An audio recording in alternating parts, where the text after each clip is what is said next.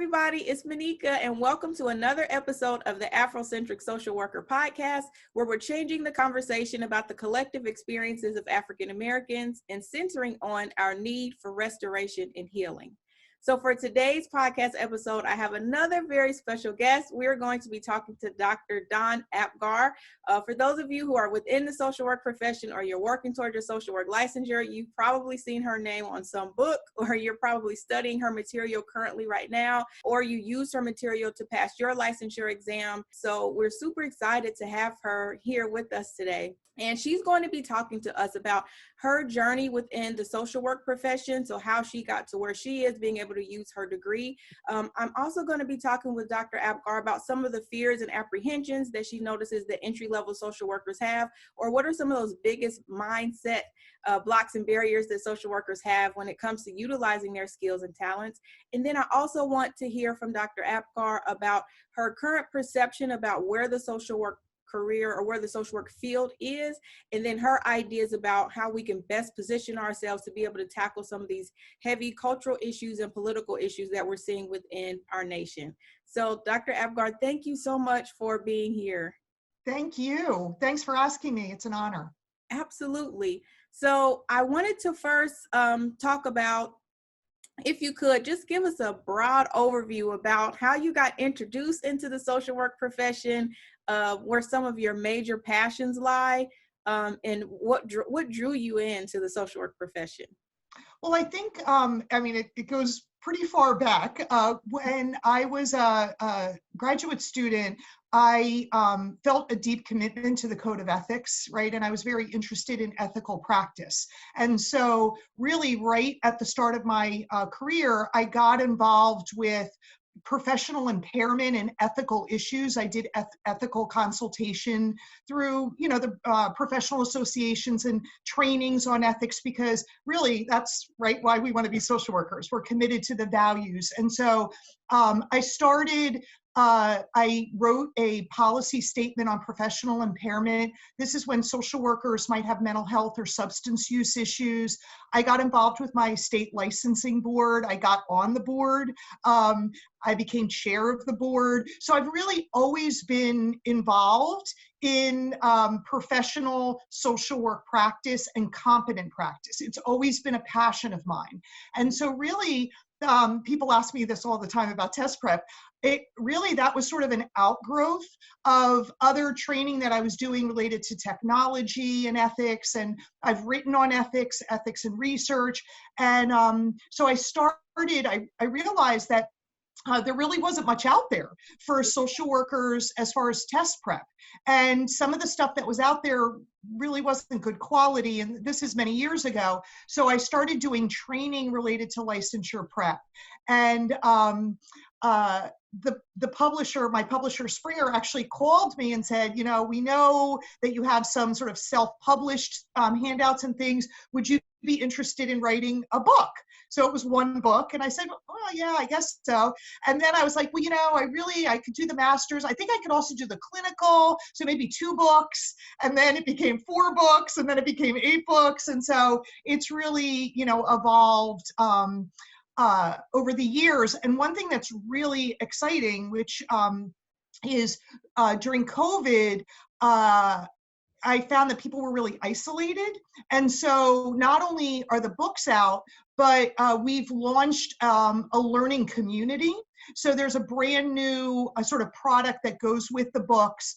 And I'm literally calling it a learning community. So it's got a discussion board. It's where people can connect with one another, not only get online materials, but it's really this idea, it's kind of like Facebook posts or blogs, but it's really a place where people can come together.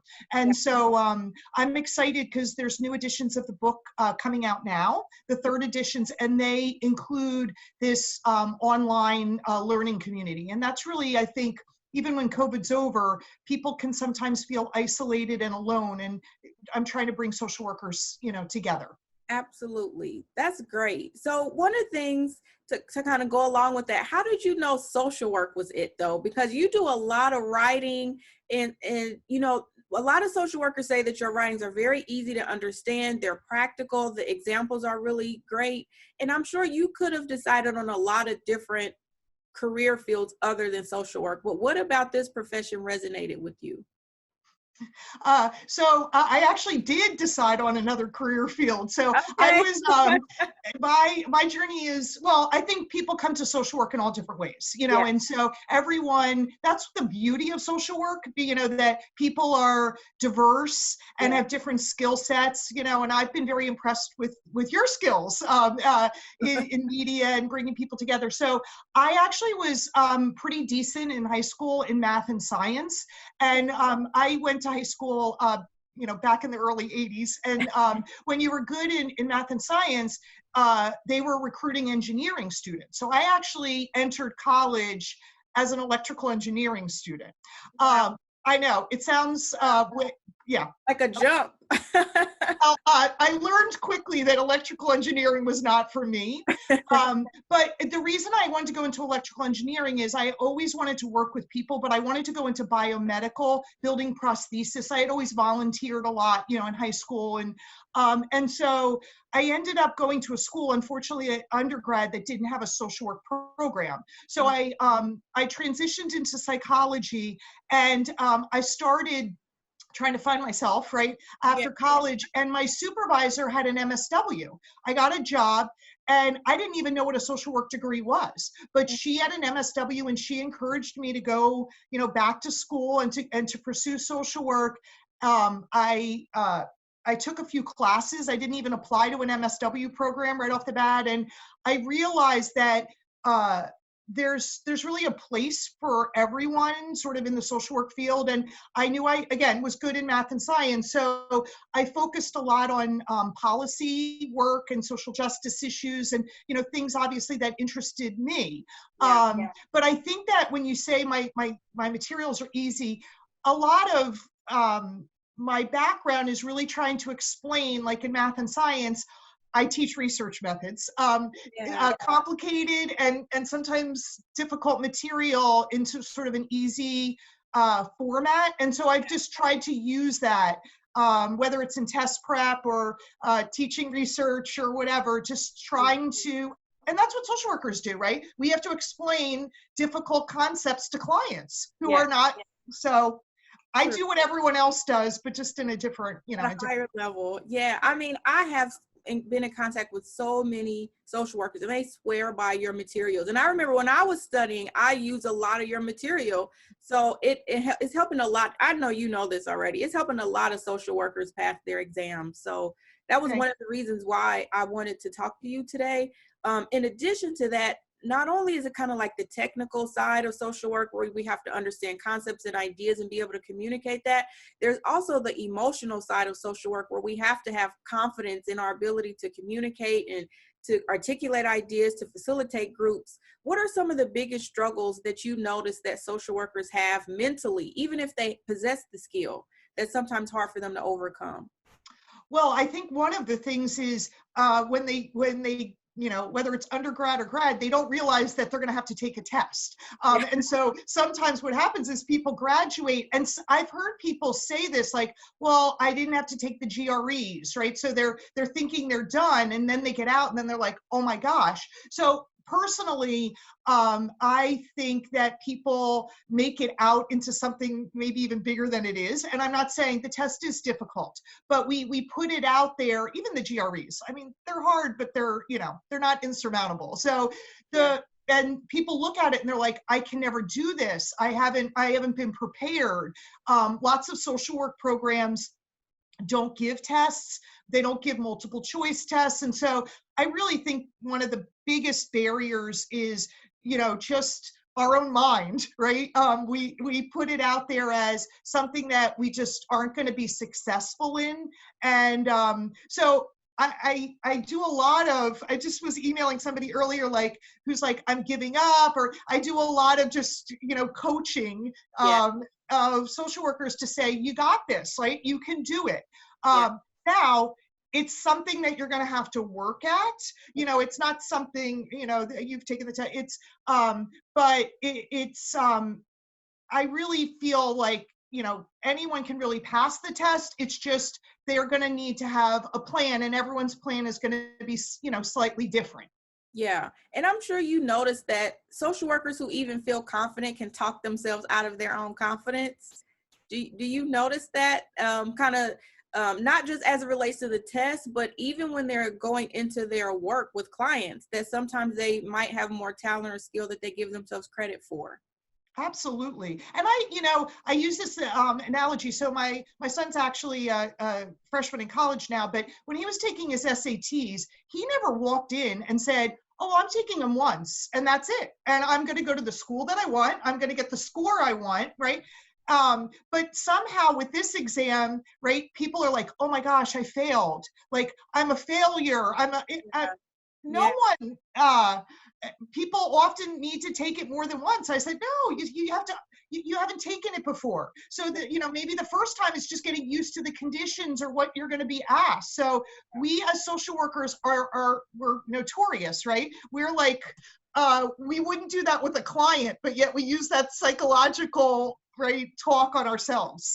Yeah, that's true. That's very true. And I get the people who watch my YouTube videos, they ask me a lot of questions about the exam and how to prepare.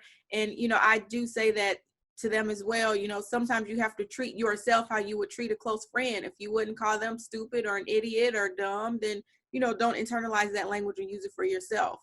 So I totally agree that there are some mindset shifts that social workers need to make. And I appreciate the fact that you bring that into the work that you do to say, calm down, you can do this, and, giving social workers that confidence that they need.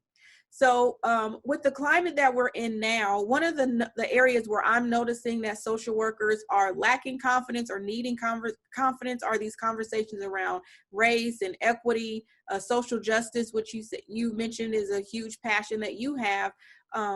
What are your ideas and thoughts about the current climate as it relates to where we are within the social work profession?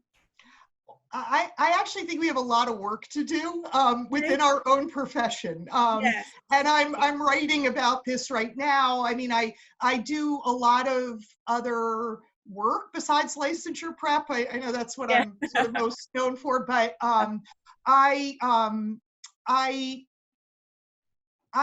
really concerned a little bit about the profession and our sort of abandonment of social justice issues in general. I want to get back to race because I think that's really important. But when I went to school, certainly there were clinical and macro and different tracks, but it didn't really matter what track you were in.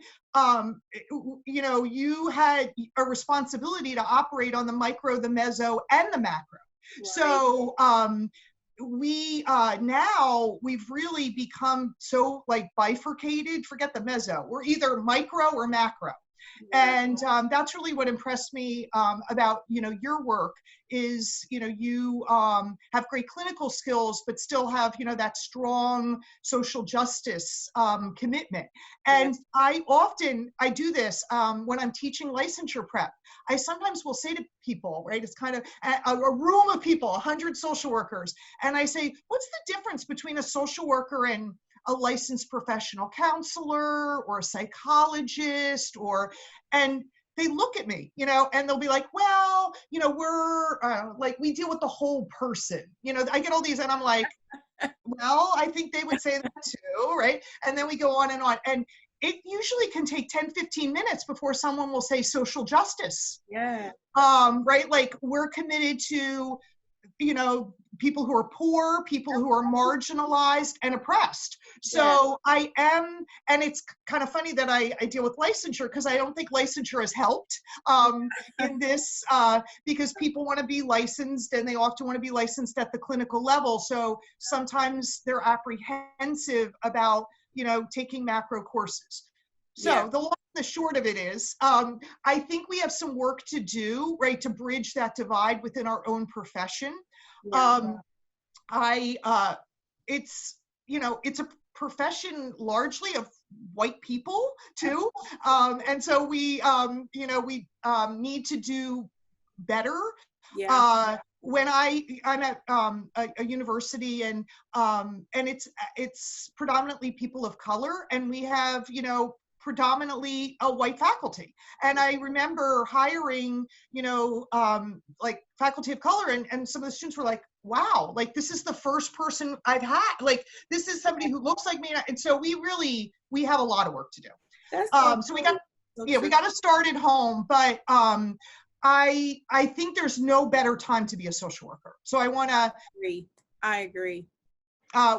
Or community organizing. I mean, to look at, that's really what we're seeing is the organization of people, and that's natural for social workers. So we've got to get back to our community work. That we haven't, we kind of haven't been as, I used to have a community organizing major, like they used to have an actual specialization in community organizing. We need to get back to that. I totally agree. Can you talk a little bit more about that change or shift that you think needs to make when you said it starts at home? What would that look like for you? Well, first of all, I think the curriculum, I'm an educator, so I think we need to, start, so in my own program, we've just created a social justice certificate program, which we're going to, it's really open to anyone in my university, but students are loving it, and it includes courses on race, it includes macro. So I think we need to have, regardless of what your specialization is, we need to be infusing that macro content. Yes. I think we have to, and I'm happy to see, I think in the educational policy standards for 2022, we're going to be dealing more with equity and inclusion. I think we obviously need to be looking at, who's teaching and what our workforce looks like, and the composition of that. I think we need to have difficult conversations, which is always hard, to have. I think we need to be out more in the communities. I've always been very involved in residential or community work, because really, that's where real change can happen. And from you saying that, everything that you're saying, it just resonates. Of course, it resonates with me so much, because everything that you're mentioning within our profession, like there's a theory around it, there's a practice around it, there's an ideology around it that we can use, where we don't have to, be standing with the light bulb over our heads, where we have strategies and methodology for a lot of ways that we can move conversations forward, that we can move communities forward. And I think us just being confident in knowing that we have the resources and tools, and then being able to use those tools. I think I totally agree. It's no better time to be a social worker. It's no better time to utilize your skills to help facilitate those difficult conversations, because it absolutely needs to be done. I think we also need more social workers in political office. Yeah. Yes, I agree. So I'd be happy to be your campaign manager if you would. I'm putting it out there on your podcast. So if you're, I'd be happy to, whether it's governor or whatever. We have so many talented people, in the profession, and we need them. Sometimes I think politics, it's a difficult environment, and sometimes, people want to, it hasn't had the best reputation, but we need to get people out there, and social workers, who better, right, to be, so. Yeah, to have those bipartisan conversations, to be able to facilitate that, using all those great communication and active listening skills that we learn about. So, but it's so funny that you say that. I just interviewed, the podcast won't be uploaded yet, but I just interviewed Representative Attica Scott from Kentucky, because she's introducing Breonna's law. She wants it to pass as a statewide law to do away with no-knock warrants in Kentucky. So I think that conversation ties right into what you just said, how we need to understand politics. One of the things that I say all the time is social work is political, and I'm learning more and more about what that means to me in terms of my community-based advocacy, and then helping to advocate for causes that matter to me at a national level. So yeah, it's a lot of work that needs to be done. And I know that you have a training coming up that I wanted to make sure that we mention. Oh, that's right. I forgot. Yeah. So I think it's December 9th, right? I'll give it to you and you can post it, but we're going to do a 1 hour like national webinar. I hope you can join. And it's really, it's tied to the launch of the new books that are just out. You know, they're on Amazon now, but it's broader than that. It's going to be talking a little bit about the test. It's going to be talking about what some of the challenges are, you know, providing some data. You know, it's only a 1 hour program, but it's like a mini licensure prep. So it's free. And so, you know, we're going to have educators, social workers, like whoever signs up. Okay, so when Dr. Apgar sends me that link, I will leave that information in the show notes, and I'll leave it as a link in the bottom of the YouTube video. And also wanted to make mention of, we've been talking a lot about the diversity of the social work profession and how you can use your degree. I also have a download, 112 careers in social work. So I'll also leave that in the description as well. So you can check out over 112 careers that you can actually do within the social work profession to kind of get your wheels turning about how best to utilize your social work degree. So I also wanted to talk a little bit more about the work that you're doing outside of licensure. I know you mentioned that before. Can you talk a little bit more about the work that you're doing now and how you see the social work profession changing long term? Well, a lot of what I've been, when people are writing and doing research, they do it on things that they're passionate about. So actually, right now, I'm writing quite a bit about increasing the macro practice skills, like how people sort of the bifurcation of the profession and how to increase.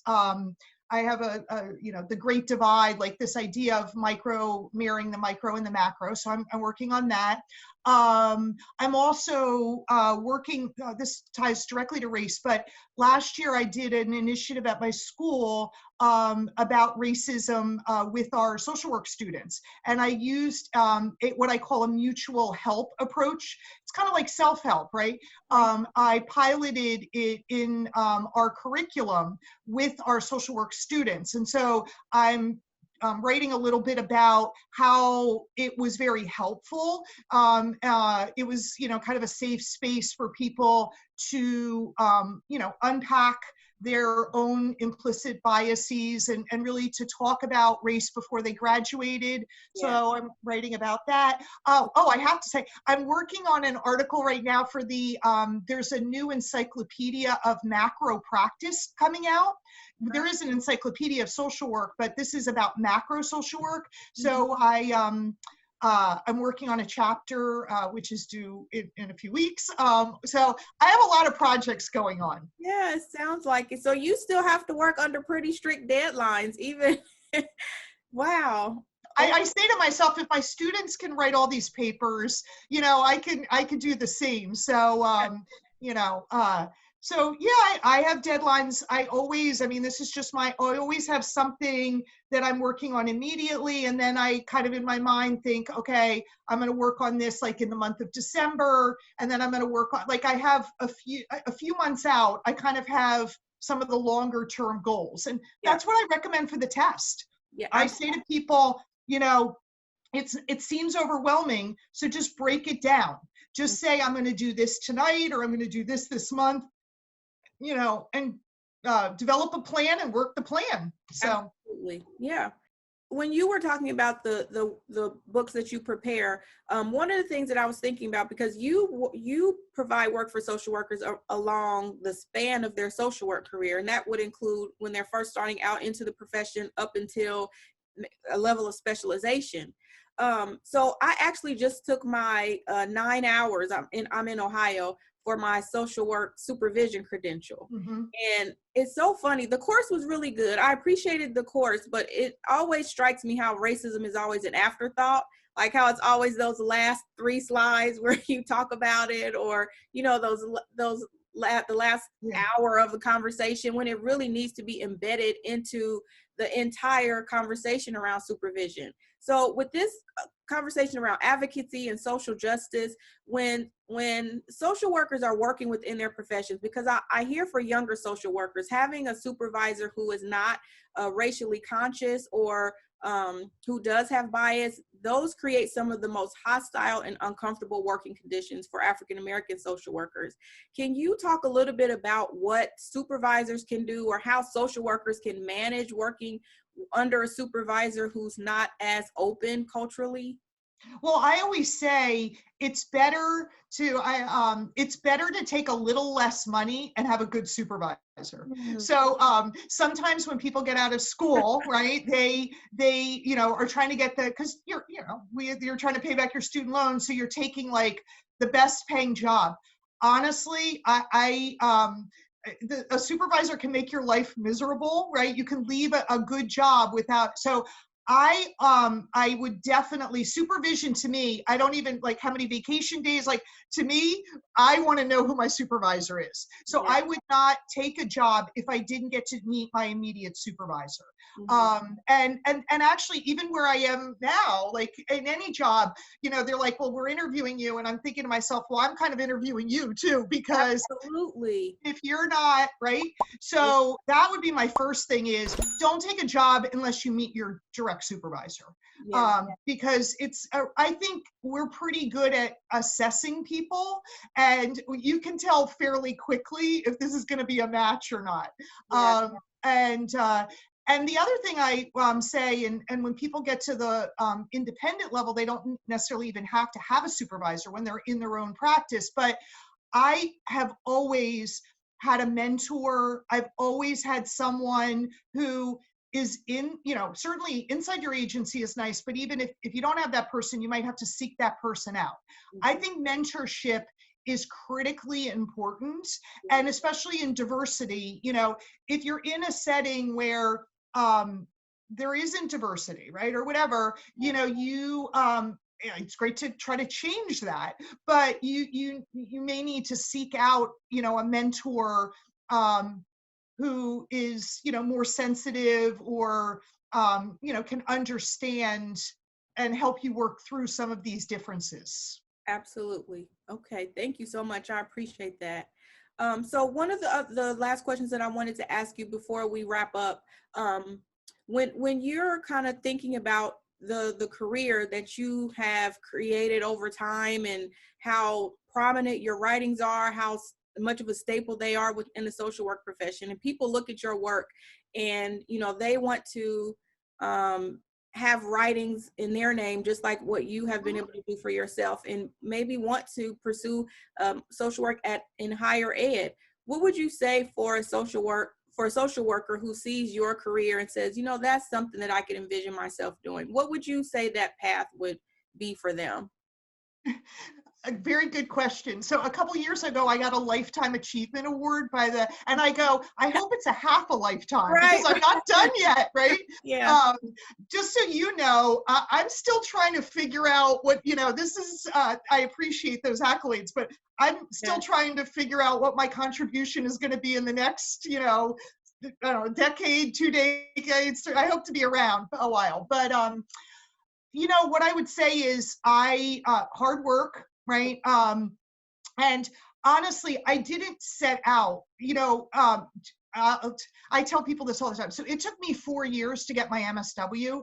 Mm-hmm. Because I don't have a BSW, I had to work the whole time. And I have a PhD. It took me 9 years to get my PhD. So, and people are like, they can't believe it. So it took me a long time to get where I am. And so I'm hoping you're asking because I look young, but they're just keep working at it. It really is like one step at a time. And even with the books, like I did not sit there and say, oh, I want to write a book or I want to write this, or I didn't really know where my journey was going to go. But I just said, this is something that's a need. This is something, right, that I find interesting. I think I want social workers to be respected. I think licensure is important, for us. And so I saw the need and I just started working at it. And it's still evolving. As I told you, now we're doing this online learning community. I'm doing some other things. So I would just say to anyone, whatever your passion is, it's like Rome wasn't built in a day. You just have to keep working along. And how many social workers does it take to make a difference? Just one, right? Yeah, absolutely. And that makes me think about this idea with the age of social media, how we always have these expectations around what we should be doing and where we should be and how long it should take us to complete our degree or our certifications. And I think that sometimes feeds into this idea of wanting to pass the test on the first try, because we have these milestones and we think in our minds, if we don't hit this goal by this particular time, that we're somehow behind, when there is no idea of behind when you're at your own pace. So I appreciate you saying that and encouraging social workers in that. And honestly, I mean, listen, I've had my ups and just like everyone, it looks great, but you have your moments of like defeat or a little bit of a setback. And honestly, it's hard. But I think my own personal growth, like once you pick yourself back up a little, that's really where I feel like I personally have developed, in those times. And I've been surprised, when something isn't working out, I just, I keep working at it, but I also might try something else. And some of those other things have been, very exciting to me. So, yeah. So do you mind sharing before we wrap up, with that journey of you taking time and developing your career, what kind of things do you do for self-care to make sure that you recharge, that you disconnect? Do you have hobbies or things that you enjoy that you wouldn't mind sharing with the audience? I try to do things, I'll tell you a few. So okay. I do things that are completely different than social work. So I do, obviously, I volunteer, I'm in the Boy Scouts and, like all that. So, but that's very similar to a lot of, social work. So yeah. I try to pick some things that are totally different. So here's one. I run a costume shop for plays, not costumes like Halloween costumes. So my older son was in theater, and so like music and things like that. Yeah, so I don't get paid; it's volunteer. Yeah. So, but we basically, it's a nonprofit that makes sure that school groups and community groups have quality costumes, and costumes can be actually very, very expensive. So we rent them, but I mean, it's a sliding scale, whatever people can pay. And we costume, it's all pretty much youth productions. So I do that.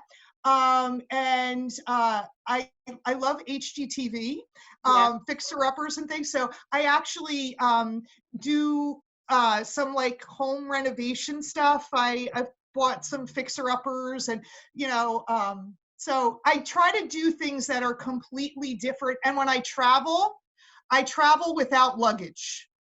Really? Now, I don't know how that's possible, but I'll take your word for it. It's freeing, I basically, trust me, I have, but the idea is no reservations and no luggage. That's because my life is so scripted and so it's so freeing to just be like, okay, what am I going to do today? And what am I going to wear? And what am I going to, Oh, wow. Yeah, that's an outside of the box one for sure. Yeah. And I know for myself, I roller skate. Some people might know that I share that a lot. Since COVID, I've not been able to go as much. I see people roller skating during COVID, but I probably won't go. And then I also took up painting. So I used to paint when I was younger, and I'm not like a really great painter. I have a picture and I just draw grids on it, and then I just color in each of the boxes and put it on a canvas. So it's not like I'm freehanding it, but it still turns out just as good. That's awesome. Yeah, so I picked that up. It's awesome, right? I think just doing something completely different, whatever it is, is really important. Something that is maybe physical, or because we use our minds so much. So when I'm in the costume shop, I'm moving costumes, and it's I can lose 8 hours in there. I don't even think about social work. Yes, I totally agree. Something that totally takes your mind out of that realm and back into creativity and fun and playfulness. So we definitely need that balance. So I want to thank you so much for, again, being a guest on the podcast. If people want to get in touch with you, I don't know if there will be a reason for someone to get in touch with you, but if they do want to. They do. Trust me, I get a lot of emails. I think people Google me. So if you do Google my name, actually my university profile is like the first thing that, because I have Googled myself, it comes up. And so most people, my email actually is right there. So that's where most people access it. Okay. I actually love, to talk to social workers. And I would just say, if there's somebody struggling out there, please, like if you've taken the test or you're struggling, or, don't give up, and reach out for help. Again, what we tell our client. And you'd be surprised. People do call me and they're shocked. I call them right back and I Zoom them, and that's why I do this. I want the books to be used. I want the materials to be used. And I'm happy to try to help you develop a study plan. Oh, that's great. So that sounds great, everyone. So Dr. Apgar is definitely available to help you put the study plan. If you have a couple million viewers, I'm in trouble. No, not that many, not yet. But of course, be kind, be considerate, be thoughtful. But definitely know that resources are out there if you need the help and if you need the support. And again, with the upcoming training that she's going to be doing, I'll put that information in the description. So if you're not able to reach her directly, you can possibly reach her at one of her trainings or webinars that she'll be hosting online as well. So thank you all so much for tuning in to this episode of the Afrocentric Social Worker Podcast. And as always, be well. Thank you so much for watching this clip from the Afrocentric Social Worker Podcast. I really appreciate it. Another way for you to show your support is to subscribe to my YouTube channel. You can also donate to the channel by clicking the link in the description. Another way that you can show your support is to sign up for any of my social work courses and trainings. You can do that by heading over to my website, www.monicathomas.com. Thanks again, everybody.